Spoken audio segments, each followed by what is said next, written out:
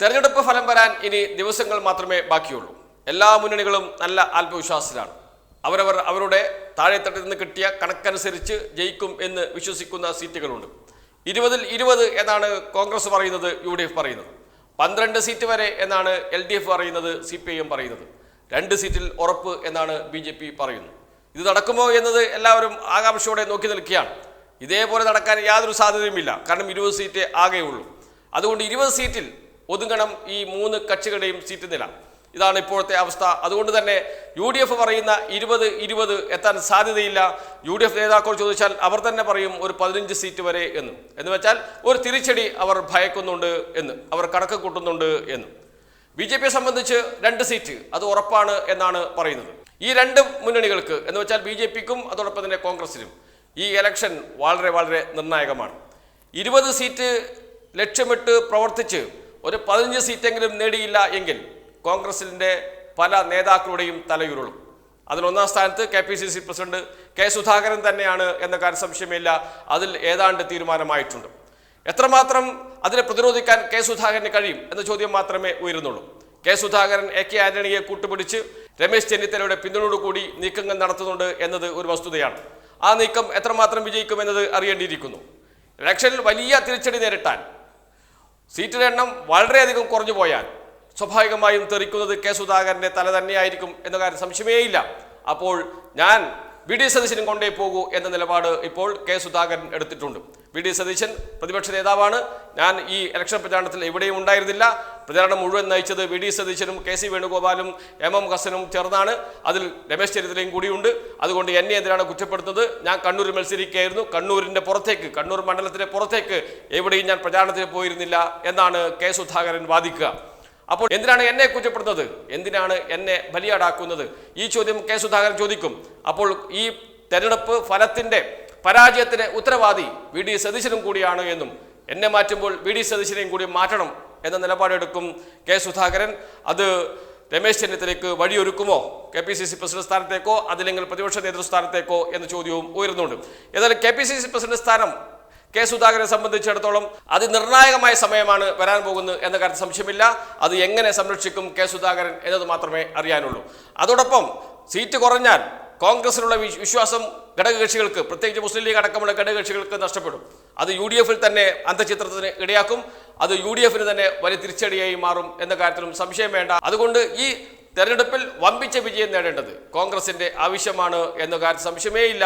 അതിൽ പിറകോട്ട് പോയാൽ ആരുടെയൊക്കെ സ്ഥാനമാണ് തെറിക്കുക എന്നത് മാത്രമേ ഇനി അറിയാനുള്ളൂ.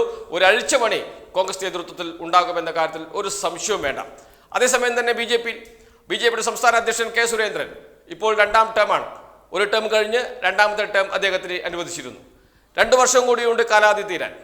2 സീറ്റാണ് കേരളത്തിൽ BJP ലക്ഷ്യമിടുന്നത്. 6 സീറ്റ് വരെ ജയിക്കുമെന്നൊക്കെ അവർ പറയുന്നുണ്ട്. എങ്കിലും 2 സീറ്റ് അത് നിർബന്ധമായും ജയിക്കണം BJPക്ക്. അതല്ലെങ്കിൽ K. സുരേന്ദ്രന്റെ കസേര തെറിക്കും എന്ന കാര്യത്തിൽ സംശയമേയില്ല.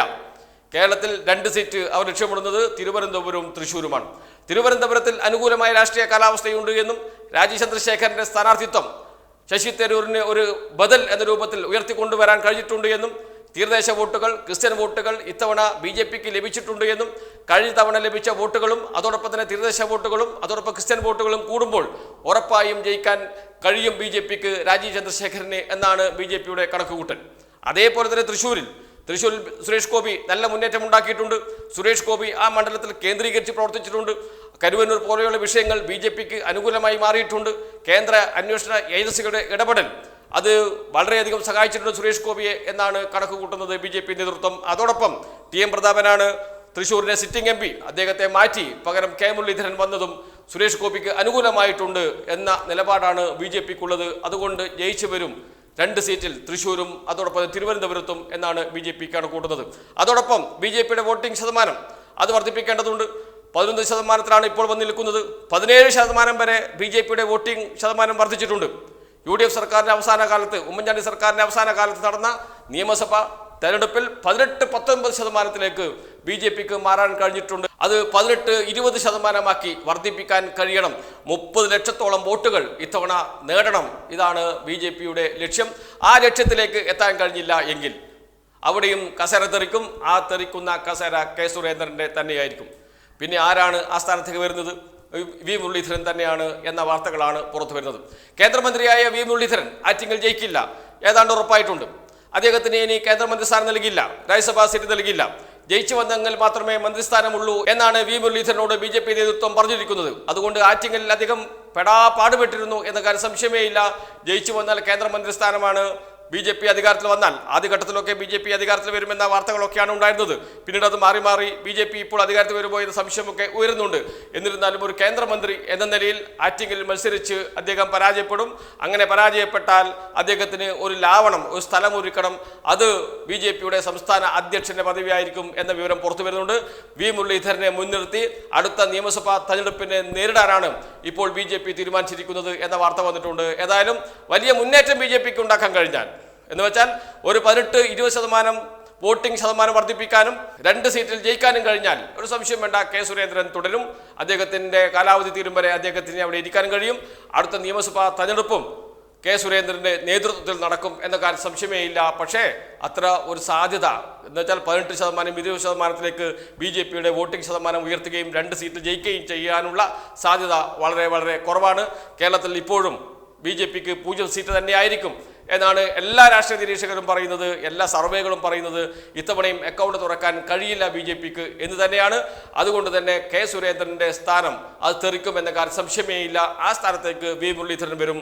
ഇതാണ് BJPയിലെ ഇന്നത്തെ അവസ്ഥ. എന്ന് വെച്ചാൽ UDFനെയും കോൺഗ്രസിനെയും BJPയെയും വലിയ തോതിൽ ബാധിക്കുന്ന പ്രശ്നങ്ങളിലേക്കാണ് ഇലക്ഷൻ ഫലം നയിക്കുക എന്നത് എല്ലാവരും ഉറച്ചു പറയുന്നു. അത്തരം ചർച്ചകൾ ഇരു പാർട്ടിക്കകത്തും നടക്കുകയും ചെയ്യുന്നു. അതിൻ്റെ പരിണിതഫലം എന്നാകും?